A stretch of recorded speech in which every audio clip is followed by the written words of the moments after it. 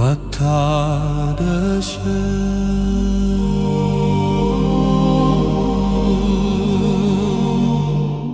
ምዕራፍ 2 የትሬዲንግ ወጥመድ ወይም አደጋ። በጥር 1994 ፊውቸርስ ማጋዚን ስፖንሰር ባደረገውና ቺካጎ ውስጥ በሚካሄደው የትሬዲንግ ኮንፈረንስ ላይ እንድናገር ተጠይቄ ነበር። በአንደኛው የምሳ ግብዣ ላይ በአጠገቤ የተቀመጠው ሰው የትሬዲንግ መጽሐፍትን የሚያሳትም ድርጅት ኤዲተር ነበር።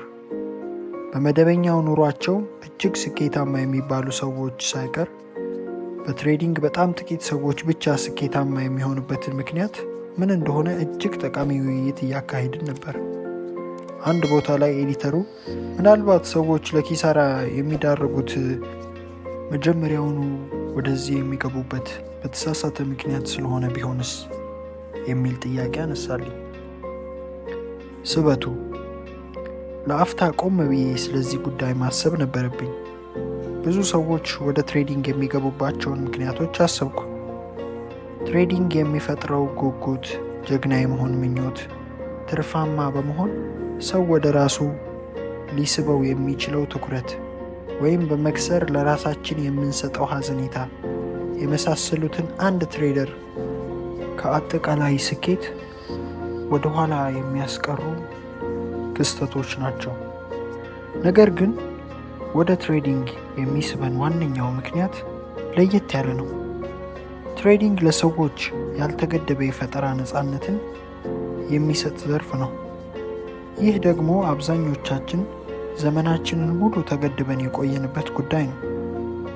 ኤዲተሩ ይህንን ስል ምን ማለት እንደሆነ እንዳብራራው ጠይቆኛል።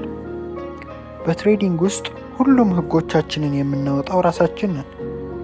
ይህም ማለት ራሳችን በፈለግነው መንገድ ለመግለጽ ያሉብንን ገደቦች በጣም ውስን ናቸው። በእርግጥ ትሬድ ለማድረግ የብሮከር አባል መሆን ወይም የተወሰነ የገንዘብ መጠን ማሟላት የመሳሰሉት ነገሮች ይኖራሉ። ነገር ግን አንዴ ትሬድ ማድረግ ከጀመርን በኋላ በየትኛውም መንገድና ዘዴ ትሬድ እንደምናደርግ ያሉን አማራጮች ገደብ አልባና በእኛ ምርጫ ብቻ የሚወሰኑ ናቸው። ከጥቂት ዓመታት በፊት በተካፈልኩበት አንድ ሴሚናር ያጋጠመኝን እንደ ምሳሌ ላንሳ። አንድ ሰው በቦንድ ፊውቸሮች፣ በቦንድ ኦፕሽኖችና በካሽ ቦንድ ገበያዎች ዙሪያ በሰራው ምልከታ ከ9 ቢሊዮን የሚበልጡ የስፕሪድ ጥምረቶች እንዳሉ አስተውሏል።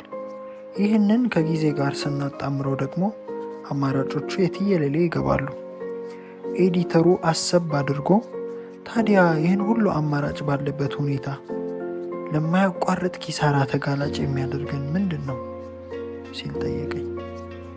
ምክንያቱም ገደብ አልባ አማራጮች አእምሮው ዝግጁ ላልሆነው ሰው ሲቀርቡለት ምን ማድረግ እንደሚችል ዝግጅቱ ስለሌለው ከቁጥጥር ውጭ ስለሚሆን ነው አልኩት። ነፃነቱ ደስ ይላል። ሁላችንም በተፈጥሯችን ነፃነትን እንፈልገዋለን፣ እንጓጓለታለንም። ነገር ግን እንፈልገዋለን ማለት ስናገኘው በተገቢው መንገድ ለመጠቀም የሚያስችለን የአእምሮ ውቅር አለን ማለት አይደለም። ምክንያቱም የነፃነቱ መጠን ከፍ እያለ በሄደ መጠን በራሳችን ላይ ልናደርስ የምንችለው አደጋም በዚያኑ ያህል ከፍ እያለ ይሄዳል። አመጣጡ ከየትኛው ቦታ እና ደረጃ ቢሆንም ማንኛውም ሰው የአእምሮ ቅኝት ማሻሻያ ማድረግ ይጠበቅበታል። እያወራው ያለሁት የአእምሮ ቅኝት ማስተካከያ አንድ ትሬደር ሊኖረው ስለሚገባ የተሰጠውን ሙሉ ነፃነት በጥበብና በጥንቃቄ እንዴት ሊጠቀምበት እንደሚችል የሚያመላክተውንና በነፃነቱ የተነሳ ሊደርስበት የሚችለውን የገንዘብም ሆነ የሳይኮሎጂ ኪሳራ መታደግ የሚያስችለውን ነው። መፍጠር የምትፈልገው የአእምሮ ቅኝት ከምታምንበት በተቃራኒው ሲሆን ያንን በቀላሉ ለማምጣት አስቸጋሪ ይሆናል። ለእኛ ትሬደር መሆን ለምንፈልግ ደግሞ በጣም ከምንፈልገው በተቃራኒ የሆነው የአእምሮ ቅኝት ገና ከልጅነታችን ጀምሮ ሲደራጅ የሰነበተ ነው።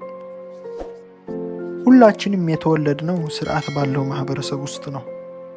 ቤተሰብ፣ ከተማ፣ ክልል ወይም አገር ሁሉም የየራሳቸው ማህበረሰባዊ ደረጃና ቅኝት አላቸው። ማህበራዊ ስሪቶች የራሳቸው የሆኑ ደንቦች፣ ክልከላዎችና ገደቦች፣ የጋራ እምነት ስብስቦች አሏቸው። እነዚያ ገደቦች ግለሰቦች እንዳሻቸው ወይም በፈለጉት መንገድ ራሳቸውን መግለጽ እንዳይችሉ ያደርጓቸዋል። አብዛኞቹ ደንቦችና ክልከላዎች ደግሞ እኛ ከመወለዳችንም በፊት የተሰሩ ናቸው። በአጭሩ ሁላችንም ልክ ስንወለድ ጀምሮ ተዘጋጅቶ የሚጠብቀን የአስተሳሰቡ ቅራጥር አለ። የአንድ ማህበረሰብን አጥሮችና የአንድ ግለሰብን እንዳሻው ሀሳቡን የመግለጽ ፍላጎት የሚጋጩባቸውን አጋጣሚዎች መለየት ይቻላል። አንድ ትሬደርም የትሬዲንግን ጥበብ ጠንቅቆ ማወቅ ሲፈልግ የሚያጋጥመው ይህንን የመሰለ ግጭት ነው። ሕፃናት የትም ቦታ በማንኛውም ሁኔታ ውስጥ ቢወለዱ የሚያስተሳስሯቸው አንድ ባህሪ አላቸው። እሱም ጉጉት ነው። ሁሉም ሕፃናት አዲስ ነገር ለማወቅ ጉጉ ናቸው። እያንዳንዱ ሕፃን ለመማር ፍላጎት አለው። ትናንሽ ተማሪ ማሽኖች ብለን ልንገልጻቸውም እንችላለን። የጉጉትን ተፈጥሮ እስኪያስበው በመጀመሪያ ኃይል ነው፣ ከውስጥ የሚመነጭ ኃይል። ይህም ማለት ሕፃናት የመማር ፍላጎት እንዲኖራቸው ምንም አይነት ማበረታቻ አያስፈልጋቸውም። በየራሳቸው ብንተዋቸው ሕፃናት አካባቢያቸውን ያስሱታል። እንዲያም ሆኖ ሁሉም ሕፃናት የመማር ጉጉት ቢኖራቸውም የሁሉም ሕፃናት ጉጉት በአንድ ጉዳይ ላይ አይደለም። በእያንዳንዳችን ውስጥ ለተወሰኑ ጉዳዮች ትኩረት እንድንሰጥ፣ ሌሎችን ደግሞ ችላ እንድንል የሚገፋፋ ኃይል አለን። ሕፃናት እንኳ ምን እንደሚፈልጉና ምን እንደማይፈልጉ የሚያውቁ ይመስላሉ። ሁላችንም ልዩ ትኩረት የምንሰጥበት የየራሳችን ምርጫዎች አሉ። በቁም ነገር ካሰብክበት እርግጠኛ ነኝ መቼም ምንም አይነት ፍላጎት አላሳድርባቸውም የምትላቸው በርካታ ጉዳዮች አሉ። እኔም አሉኝ። በተቃራኒው ከፍተኛ ፍላጎት የሚያሳድሩብህ በርካታ ነገሮችንም መዘርዘር ትችላለህ። ፍላጎቶቻችን ግን ከምን የሚመነጩ ናቸው? እኔ እንደሚመስለኝ ከውስጣዊ ማንነታችን፣ የእውነተኛው እኛነታችን ነው። አደጋዎቹ ከሰውነታችን መገለጫዎች አንዱ ጥልቅ ግጭት ውስጥ የምናልፍ መሆናችን ነው። የተወለድንበት ማህበራዊ ስሪት በውስጣችን ላሉን ፍላጎቶች ግድ ሊሰጠው ላይሰጠውም ይችላል። ለምሳሌ የተወለድከው ጠንካራ ተፎካካሪ አትሌቶች ባሉበት ቤተሰብ መካከል ቢሆን አንተ ግን ፍላጎትህ ለሙዚቃ ወይም ለጥበብ ያደላ ሊሆን ይችላል። ወይም ተፈጥሯዊ አቋምህ የአትሌት ሆኖ በውስጥህ ግን ምንም አይነት ስፖርታዊ እንቅስቃሴዎች የመሳተፍ ፍላጎት ላይኖርህ ይችላል። እዚህ ጋር የግጭት መንስኤ ሊሆን የሚችልበት እድል አለ ወይ? ብዙዎቹ ቤተሰቦች ዘንድ የታላላቆችህን ወንድም ወይም እህት ወይም ወላጅ ዱካ እንድትከተል ጫና ይደረግብሃል። እነሱ ያለፉበትን መንገድ ሁሉ በማስተማር የአትሌቲክስ ችሎታህን ማሳደግ የምትችልበትን ሁኔታ ለመፍጠር ይጥራሉ። ሌሎች ፍላጎቶችን ለማሳካት እንዳትሞክር በሚችሉት ሁሉ ያጣጥሉብሃል። አንተም የተጠላህና የተነጠልክ ላለመሆንህ እነሱ በሚሉህ መንገድ ለመሄድ ትሞክራለህ። ነገር ግን እነሱ እንድትሰራ የሚፈልጉትን ነገር መስራት ውስጥህን ሰላም አይሰጠው፣ ምክንያቱም ከእውነተኛ ማንነትህ ጋር አይጣጣምም። ይህ ሰዎች ወይም አካባቢ እንድትሆን በሚፈልገውና ውስጥህ በሚፈልገው መካከል ያለው ግጭት ለብዙዎቻችን አዲስ ነገር አይመስለኝም። በርካቶቻችን ይህን ጉዳይ በአንድም ይሁን በሌላ መልኩ እናስተናግደዋለን። ይህ ራሳችንን እንዳንሆን የሚፈትነን ሂደት ድጋፍ ማጣት ብቻ ሳይሆን ራሳችንን መግለጽ እንዳንችል መንገድ እስከ መዝጋት የሚዘልቅ ሊሆን ይችላል። ለምሳሌ አንድ ሕፃን እየደኸየ ባለበት ወቅት በሕይወቱ ለመጀመሪያ ጊዜ ጠረጴዛ ላይ የተቀመጠ የሚያምር የአበባ መቀመጫ ይመለከታል።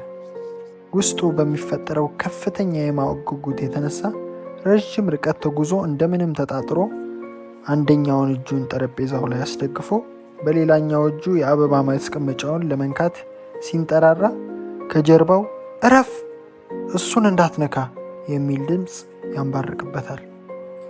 የደነገጠው ሕፃን በቂጡ ዘው ብሎ ለቅሶውን ይቀጥላል። እንዲህ አይነቱ ክስተት የተለመደና ሊወገድም አስቸጋሪ የሆነ ክስተት ነው።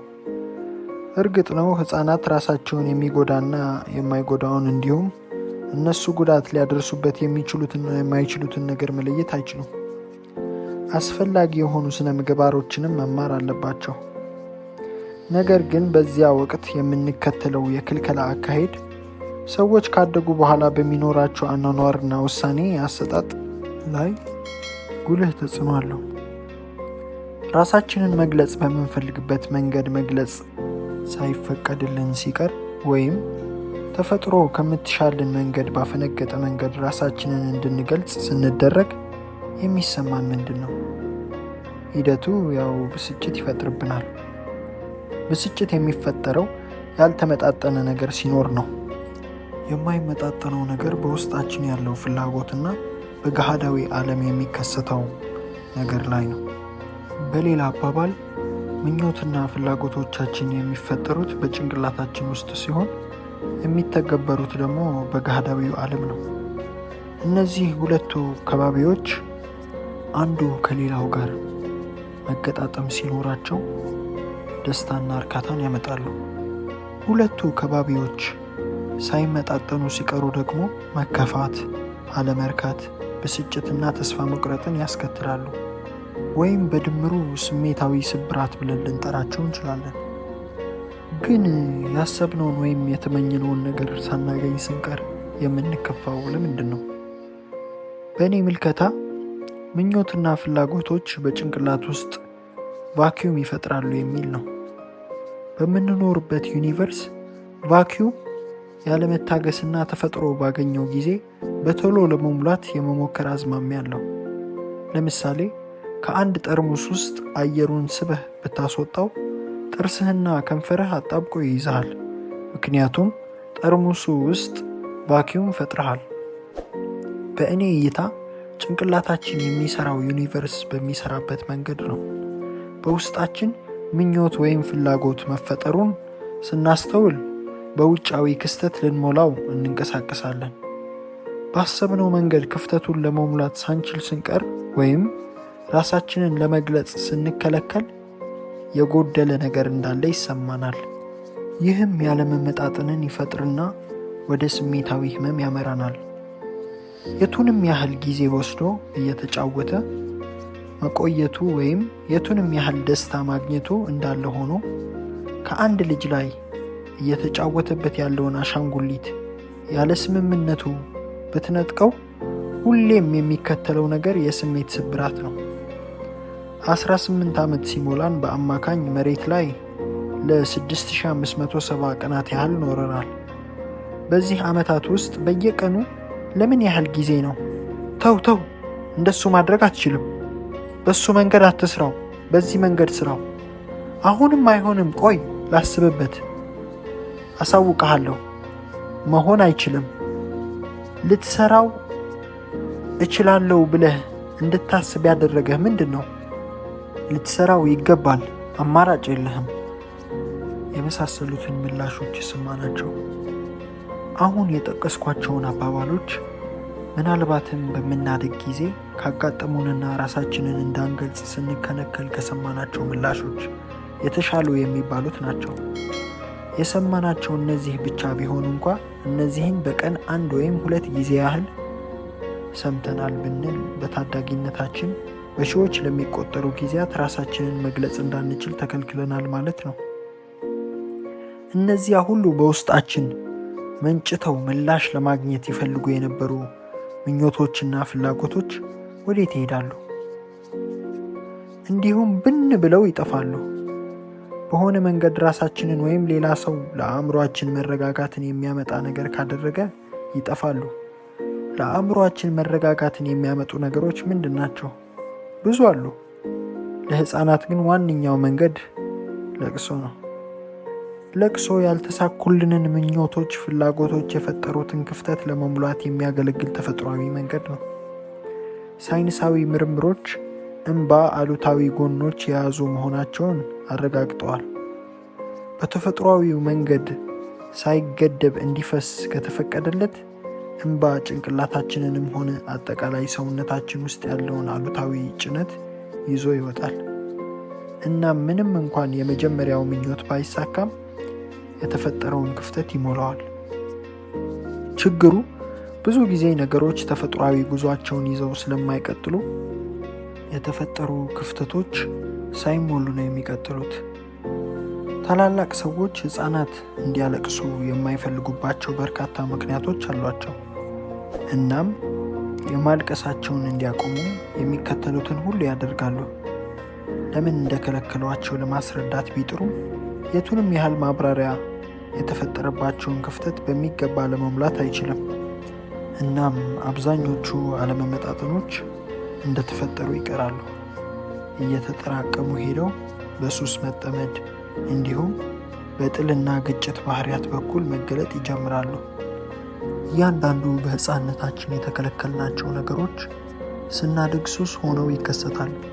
ለምሳሌ በርካታ ሰዎች ትኩረት የማግኘት ሱስ አለባቸው። ለዚህ ምክንያቱ ልጅ እያሉ ትኩረትን በሚፈልጉት ወይም በተመኙት ልክ አላገኘንም ብለው ስለሚያምኑ ነው። እነዚህ ያልተሟሉ ምኞቶችና ፍላጎቶች ትሬዲንግ ውስጥ ስንገባ የሚያመጡብን ተጽዕኖ የምንቋቋምበት መፍትሄ ማበጀት ይገባናል። መከላከያዎች።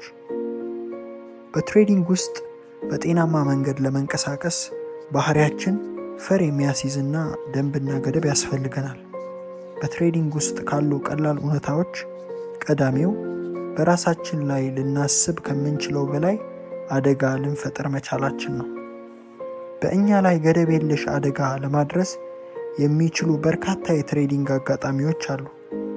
እነዚህን አደጋዎች ለማስቀረት ራሳችንን ከመሰል ክስተቶች የምንጠብቅበት መከላከያ ስርዓት መፍጠር ይጠበቅብናል። ይህ መከላከያ በእኛ ውስጥ ነው መፈጠር የሚገባው። ምክንያቱም ገበያው ለእኛ ያንን ማቅረብ አይችልም። ገበያው የሚያቀርበው ስርዓት ለመግዛት ወይም ለመሸጥ የሚያስችሉ ምልክቶችን ነው። ምልክቶቹ ከዚህ አልፈው አይሄዱም። ከዚያ ባለፈ ከእያንዳንዱ ግለሰብ ባህሪ አንጻር የተቀመጡ ሕጎችና መመሪያዎች የሉም። ገበያው በማያቋርጥ ፍሰት ውስጥ የሚገኝ ወንዝ ነው። መጀመሪያም መጨረሻም ሆነ መቆሚያ የለውም። ገበያው ዝግ በሆነበት ወቅት ሳይሆን ዋጋዎች ግን ሁሌ ጉዞ ላይ ናቸው። የትኛውም አይነት ዝግጅት ለእንደዚህ አይነት የማያቋርጥ ጉዞ ዝግጁ አይደለም። የቁማር ጨዋታዎች እንኳ ከትሬዲንግ የተሻሉ የሚያደርጋቸው ደንቦች፣ ሕጎች አሏቸው። ለምሳሌ ብላክ ጃክ መቆመር ብንፈልግ አስቀድመን ስንት ገንዘብ መመደብ እንዳለብን መወሰን አለብን። ይህ ጨዋታው ከመጀመሩ በፊት ሕጉ የሚያስገድደን ነው። ይህንን ምርጫ ሳናካሂድ ወደ ጨዋታው መግባት አንችልም። በትሬዲንግ ከአንተ በቀር ይህንን ያህል ይዘው ነው መጫወት የምትችለው ብሎ የሚያስገድድህ የለም። ያለው በማንኛውም ሰዓት ምንም ሊከሰት የሚችልበት ገደብ አልባ አካባቢ ነው። ምን ያህል መክሰር እንዳለባቸው አስቀድመው ወስነው የሚገቡት ቋሚ አሸናፊ ሰዎች ብቻ ናቸው። ከነሱ ውጭ ላለው ሰው ምን ያህል መክሰር እንዳለበት አስቀድሞ ወስኖ መግባት ትሬዱ መክሰርም ያለበት መሆኑን እውነታውን መጋፈጥ ይሆንበታል። ቋሚ ከሳሪዎች የሚያደርጓቸው ነገሮች አንዱ የትኛውም ትሬድ ትርፍ የሚያመጣ ቢመስልም እንኳ ኪሳራ ሊያመጣ እንደሚችል ላለመቀበል የማያደርጉት ነገር የለም። በማንኛውም ጊዜ ወደ ትሬድ ሲገባ እንዲህ ካልሆነ በስተቀር አትራፊ መሆን አይቀርም ይልና ልክ ኪሳራው ሲደርስ የሚያላክክበት አንድ ምክንያት ፈልጎ ያገኛል። ኪሳራው መኖሩን አስቀድሞ ከመረዳት ይልቅ ካለፈ በኋላ ነው ተገዶ የሚቀበለው። ሁሉም የቁማር ጨዋታዎች ጅማሮ፣ አካሄድና መጨረሻ አላቸው። በቁማር ሂደት አንዴ ለመግባት ከወሰንክ በመሃል ሐሳብህን መቀየር አትችልም። በትሬዲንግ ግን አንተ ይጀመር ካላልክ የሚጀምር፣ ይቀጥል ካላልክ የሚቀጥል፣ ይቁም ካላልክ የሚቆም ነገር የለም።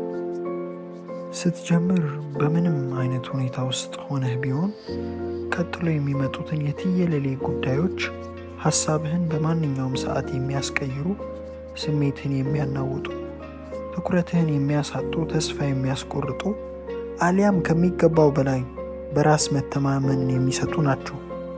ሁሉም ያልታቀደና ውል የሌለው ባህሪ እንድታሳይ የሚያደርጉ ናቸው። ቁማር ግን አጨራረሳቸው የታወቀ ስለሆነ ኪሳራህን አሳውቆህ ነው የሚደመደመው። ደጋግመህ እየከሰርክ ከሆነ አስበህና ወስነህ ካልሆነ በቁማር አትቀጥልበትም።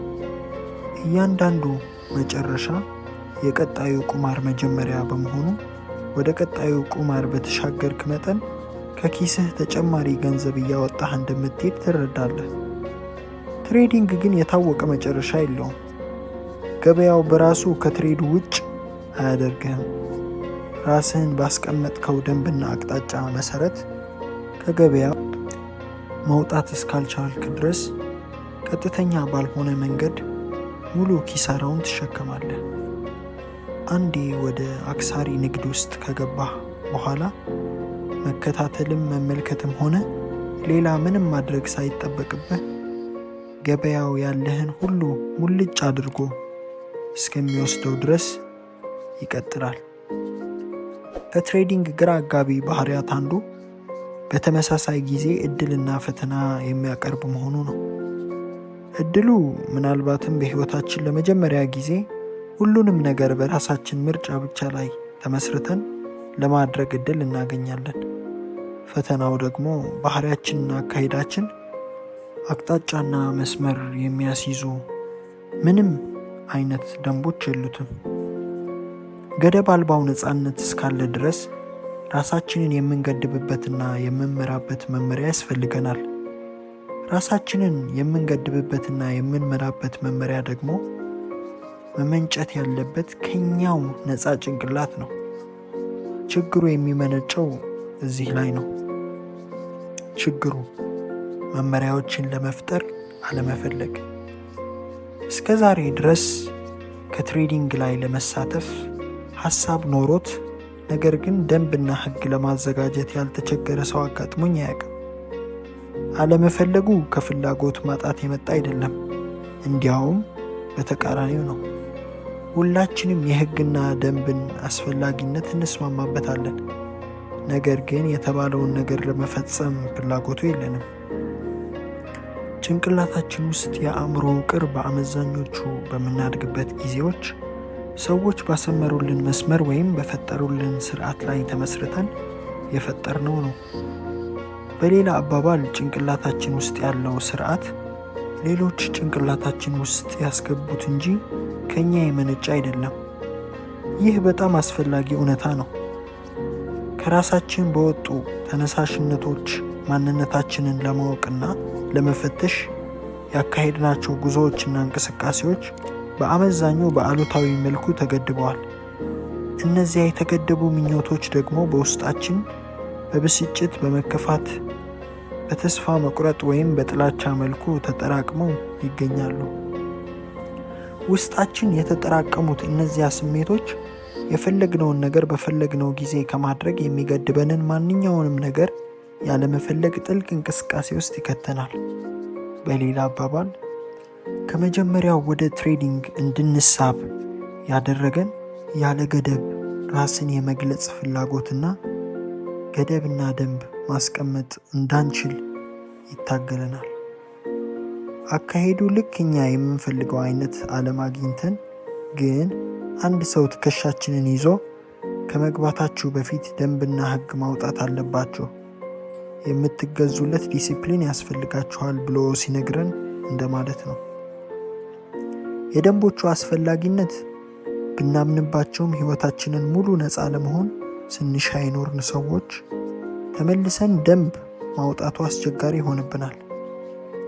ለአካሄዳችን መጀመሪያ ማውጣት፣ ለገንዘብ ስርዓታችን ደንብ ማስቀመጥ ከብዙ ትግልና ህመም በኋላ ልናሳካ የምንችለው ነገር ነው። ምክንያቱም የምንታገለው ነፃነት ያለ ገደብ ከሚሻው ከራሳችን ጋር ስለሆነ ነው። እያልኩ ያለሁት ስኬታማ ለመሆን ያለፈውን ስቃይህንና ፈተናህን ሁሉ ማስታወስ አለብህ አይደለም፣ እና በምንም ሁኔታ ውስጥ መሰቃየትም አይጠበቅብህም። ያለፈውን ዘመን ስቃያቸውን ለማስታመም ያስፈልጋቸው ውጤታማ ለመሆን የቻሉ ትሬደሮች ጋር አብሬ ሰርቻለሁ። ለማሳየት እየሞከርኩ ያለሁት መመሪያና ደንብ በምታዘጋጅና በዚያ መሰረት ለመራመድ በምትሞክርበት ጊዜ በምን ያህል እንቅፋቶች፣ ፈተናዎች ውስጥ ማለፍ እንደሚጠበቅብህ ነው። ችግሩ ኃላፊነትን ለመውሰድ አለመፈለግ። ትሬዲንግ ውጤቱ ወዲያውኑ የሚታወቅና ያለ ውጭ ጣልቃ ገብነት በግለሰባዊ ምርጫ ተመስርቶ የሚካሄድ ተደርጎ ሊወሰድ ይችላል። አስታውስ፣ እንዲጀመር እስካልፈቀድክ ድረስ ምንም ነገር አይጀመርም። እንዲቀጥል እስከፈለግከው ድረስ ይቀጥላል። እስካላቆምከው ድረስ አይቆምም። መጀመሪያውም መሃሉም ሆነ መጨረሻውም እኛ ከገበያው በምናገኘው መረጃ ላይ ተመስርተን በምንወስነው መሰረት የሚከሰቱ ናቸው። የመምረጥ ነፃነቱ እንዲኖረን እስከወሰን ድረስ በምርጫችን ምክንያት ለሚከሰተው ነገርም ኃላፊነት ለመውሰድ ቁርጠኝነቱ ሊኖረን ይገባል። ነገር ግን ብዙ ጊዜ ነፃነቱን እንፈልገዋለን እንጂ በነፃነታችን ምክንያት ለፈጠርነው ነገር ኃላፊነት መውሰድ አንፈልግም። ትሬደሮች ነፃነቱን ፈልገውት ኃላፊነቱን ለመውሰድ ግን ዝግጁ ሳይሆኑ ሲቀሩ ግራ መጋባት ውስጥ ይወድቃሉ። የትሬዲንግ መራራው ሀቅ ግን ይህ ነው። ወጥነት ያለው ውጤት የምትፈልግ ከሆነ የሚመጣው ውጤት ምንም ቢሆን ሙሉ በሙሉ በጸጋ ለመቀበል ዝግጁ መሆን አለብህ። ይህንን አይነት ኃላፊነት የመውሰድ ዝግጁነት ወደ ትሬዲንግ ለመግባት ከሚወስኑ ሰዎች ውስጥ እጅግ ጥቂቶቹ ብቻ ነው የሚኖራቸው። በትሬዲንጉ ዓለም ኃላፊነትን ለመውሰድ ያለው መንገድ አካሄዳችንን ያልተጠናና በዘፈቀደ የሚካሄድ ማድረግ ነው። በዘፈቀደ የሚካሄድ ትሬድ ማለት አስቀድሞ ያልታሰበ ወይም እንዲሁ በስሜት ተነሳስቶ የሚካሄድ ብዬ ነው የምተረጉመው።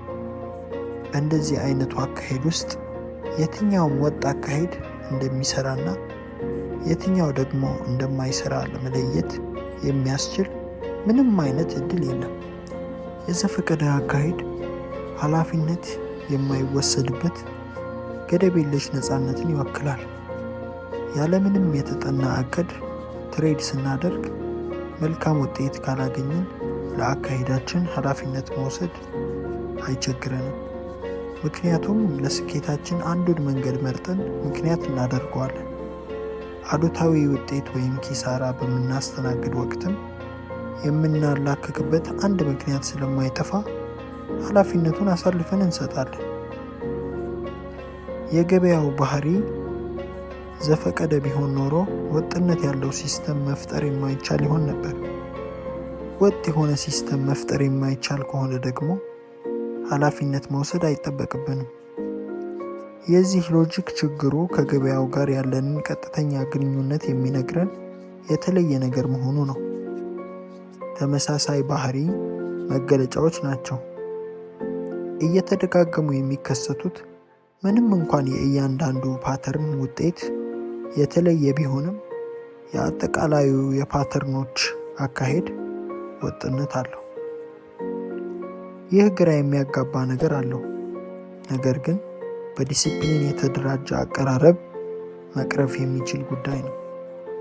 ዛሬ ቀኑን ሙሉ በርካታ የገበያ አናሊሲሶችን ሲሰሩ ውለው ለነገ ትሬድ የሚዘጋጁ ነገር ግን በቀጣዩ ቀን ካቀዱት ውጭ የሆነ ትሬድ የሚያስጀምሩ በርካታ ትሬደሮች ጋር ሰርቻለሁ። የሚያስጀምሯቸው ትሬዶች ብዙ ጊዜ ከጓደኞች ወይም ከብሮከሮች የተገኙ ነው የሚሆኑት። መጀመሪያ አናሊሲስ ሰርተው ተዘጋጅተውበት የነበረው ትሬድ የዕለቱ አትራፊ ትሬድ ሆኖ ስለመውጣቱ ሳልነግራችሁ የምትገምቱት ይመስለኛል። ይህ አካሄድ ምን ያህል ኃላፊነት ለመሸሽ ረጅም ርቀት እንደምንሄድ ማሳያ ነው። የራሳችን የሆኑ ሀሳቦችን ወደ ተግባር ስናስገባ በሚገኘው ውጤት በቶሎ ደስተኛ መሆን እንችልበታለን። መጥፎ ውጤት ሲገኝ የእኛ ስህተት ነው ብለን ለመቀበል ግን ያስቸግረናል።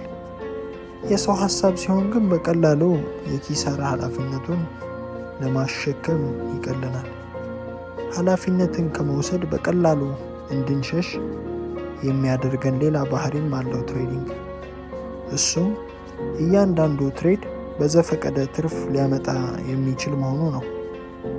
ድንገት አመጣሽ ትርፍ ጀማሪም ሆንክ ነባር ትሬደር ኃላፊነት ብትወስድም ባትወስድም በድንገት ልታገኘው ትችላለህ። ወጥ የሆነ ትርፋማነት ለማምጣት ግን ዲሲፕሊን ያስፈልጋል። ነገር ግን አልፎ አልፎ ብቅ የሚሉ ድንገት የትርፍ ኃላፊነቶች ወደምንወስድበት አሰራር እንዳንገባ እንቅፋት ይሆንብናል። ችግሩ የድንገተኛ ትርፎች ሱስ። ለጦጣ ድንገተኛ ሽልማት በመስጠት የሚፈጠረውን የስነ-ልቦና ለውጥ የተመለከቱ በርካታ ጥናቶች ተካሂደዋል። ለምሳሌ አንድ ጦጣ የሆነ ነገር እንዲሰራ አድርገህ ሽልማት የምታስከትል ከሆነ ያንን ነገር ከሽልማቱ ጋር ያያይዘዋል። ከተወሰኑ ጊዜያት በኋላ ስራውን አሰርተው ግን ሽልማቱን መስጠት ብታቆም እሱን ቀስ በቀስ ስራውን መስራቱን ያቆማል። ሽልማት እንደማያስገኝለት የተረዳው ነገር ላይ ጉልበቱን ማጥፋት አይፈልግም። ነገር ግን ከመነሻውም የሽልማት አሰጣጡ ወጥነት ያለው ሳይሆን እንዲሁ በተዘበራረቀ መልኩ ሆኖ ከተጀመረ የሚኖረው ውጤት የተለየ ነው።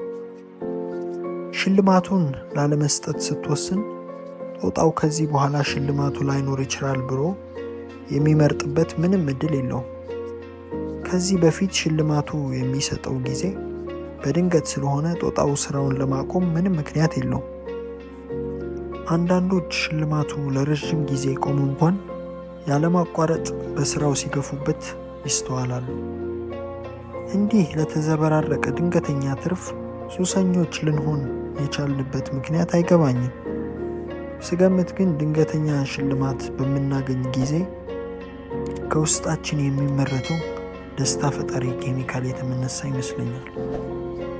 የሱስ መጥፎ ጎኑ አማራጭ አልባ አድርጎ ነው የሚያስቀምጠን። ሱስ በተወሰነ መጠን አእምሯችንን ስለሚቆጣጠረው የመጀመሪያው ስራችንን ሱሳችንን ለማሟላት ያለንን ኃይልና ንብረት ወደዚያ ማዞር ነው። በዚያ ወቅት ያሉንን ሌሎች አማራጮች ራሳችንን ማመን እንዳለብንና ካለን ውስጥ በጣም ጥቂቱን ብቻ ለትሬድ መጠቀም እንደሚገባን ሙሉ በሙሉ ችላ እንላቸዋለን። ሱሳችንን ከማርካት ውጭ ያሉት ነገሮች ላይ ወደ ተግባር ለመግባት በቂ ኃይልና መነሳሳት አይኖረንም። ለድንገተኛ ትርፎች ሱስ ማዳበር ትሬደሮች ወጥ የሆነ የትሬድ የአእምሮ ቅኝት መፍጠር እንዳይችሉ እንቅፋት የሚሆኑ ጉዳዮች ዋነኛ ነው።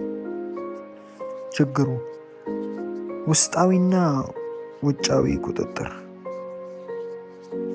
አስተዳደጋችን ማህበራዊ በሆነ ስርዓት ውስጥ ስለሆነ ፍላጎትና ግባችንን ከማህበረሰቡ ጋር በሚጣጣም መልኩ መቃኘት ነው የለመድነው።